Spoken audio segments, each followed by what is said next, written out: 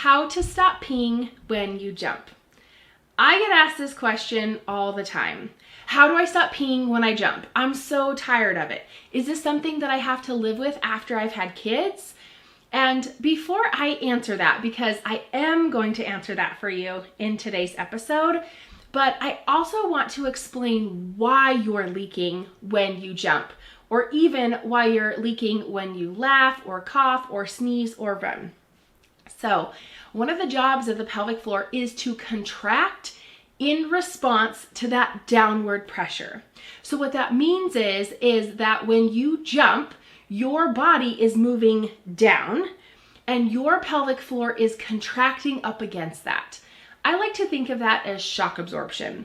And while I don't know that much about shock absorption in say like a razor or a car or a truck or what have you, I also know that it's there to kind of buffer that impact.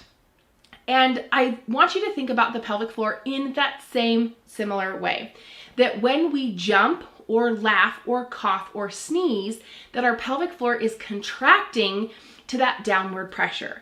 So now that you know that, when you laugh or cough or sneeze or jump or run, when you have that downward pressure and you leak, that is your sign that your pelvic floor is not doing its job. So then that would lead us to the question, okay, well, why is it not doing its job? Now, there could be a whole host of ideas and reasons why your pelvic floor isn't doing what it's supposed to. But the first thing that I want to bring to your mind is that maybe it is not strong enough. That's the first reason. And I feel like childbirth, gets a really bad rap that, well, yeah, once you have kids, your pelvic floor is never going to be the same again. But I really want to challenge that idea, because when you're pregnant and you're walking around, you're carrying around a lot more weight than what you did when you weren't pregnant.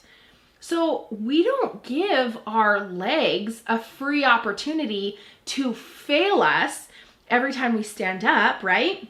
What I mean by that, if I've lost you, is that after you have a baby, and let's say every 5th time you stand up, one of your legs gives out.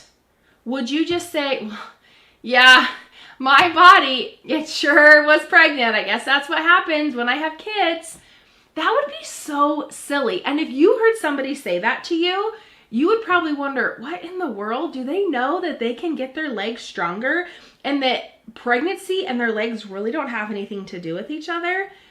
That is how I feel when someone says to me, yeah, I guess I'm just gonna leak for the rest of my life because I had babies and it wrecked my pelvic floor. I don't think that that's true, because these muscles are designed to do so many different things. And for something as natural as giving birth, I think it's kind of silly to assume that giving birth, something very natural is going to wreck your body or your pelvic floor for the rest of your life. So that's the first reason that you might be leaking when you jump or laugh or cough or sneeze. The second reason is your muscles might be too tight. And here is a common myth that I hear a lot. Oh yeah, my muscles are really tight. I don't need to be stronger. I just need to fix my leakage. Here is well, let me just rain on your parade. When your muscles are too tight, that also means that your muscles are weak. Because a strong muscle can contract, it can relax, it can lengthen, it can do all of these things. It's not just held in one place. So I want you to be mindful of that. If you fall underneath that category that your muscles are too tight, well, then I would also have you consider, okay, well, I'm tight. I need to get my muscles moving, but I also need to make sure that I get my muscles strong as well. A third reason that you might be leaking when you are laughing or coughing or sneezing or jumping is that you may have some unresolved or stuck scar tissue that's keeping your pelvic floor muscles from doing their job.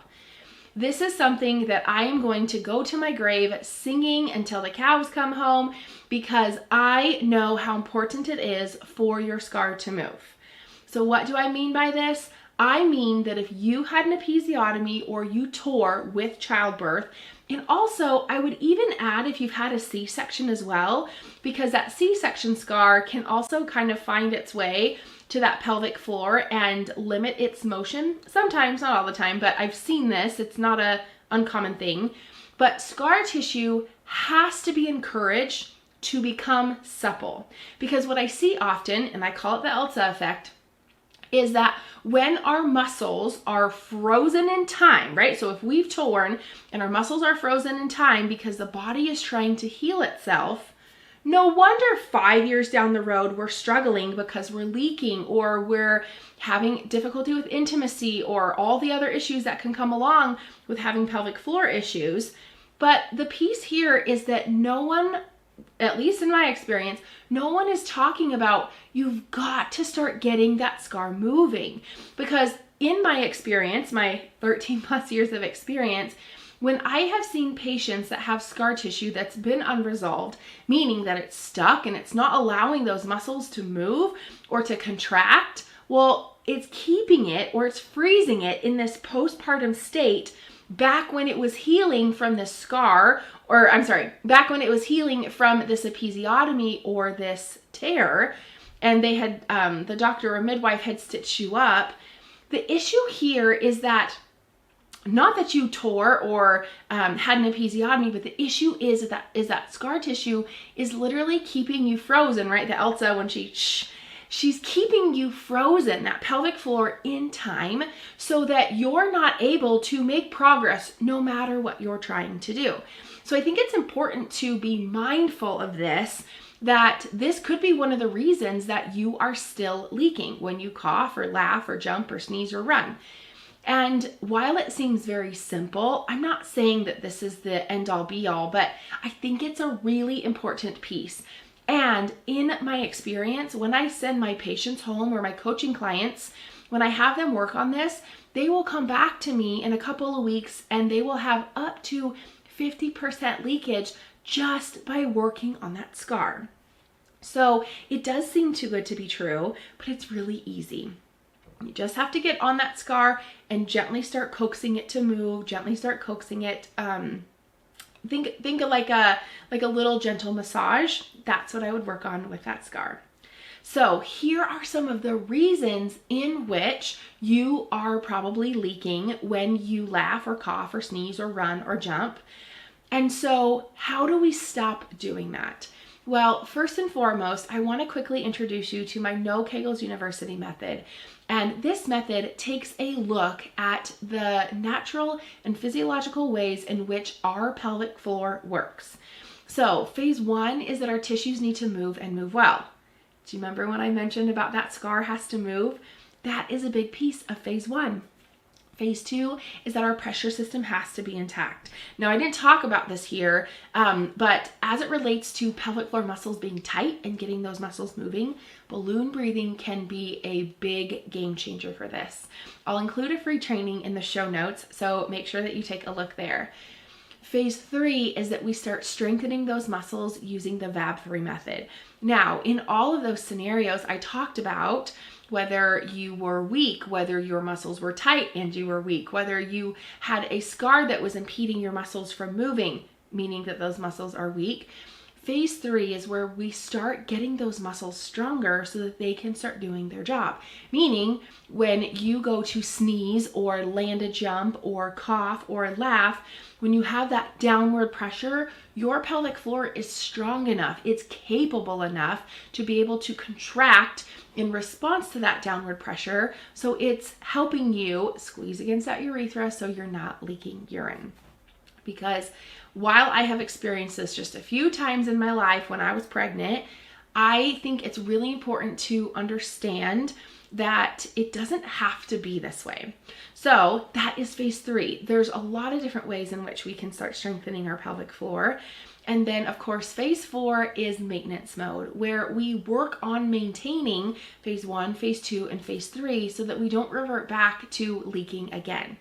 Now, I say this in such a simple way, which hopefully it is simple to you, but it is a lot, well, I should say it's a little more in depth than me, how I just simplified it, but that is the premise.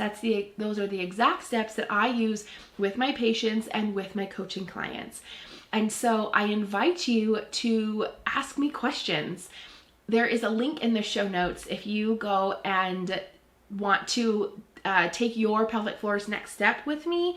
It's a free form, and when you fill it out, I will send you back a personalized response and a personalized strategy based on how you answer. And the last thing that I want you to, that I want to invite you to take a look at is the 4 ways to stop leaking. And it's a new presentation or training, I should say, that I recently did that I would love for you to take a look at, because in this, I go in so much more depth than just this particular episode here, where you can really dive in deep and see where you fit into this method, so you can start making the progress and the changes that you want. And last of all, I want to thank you for being here. I have been made aware of how so much has changed in the last several months, and really in the last year with No Kegels University and Beyond the V. And I am just so proud of my mission here. So with that being said, if you want to share this episode, or if you're watching this on YouTube, share it with someone you know, maybe someone who's had kids. And even if you've never talked about your pelvic floor, just send it their way, because the more women that can get their lives back and feel like they did before they had kids, I just think that we are able to make a massive impact with that. And remember, you're an heiress and a queen and everything in between. See you in the next one.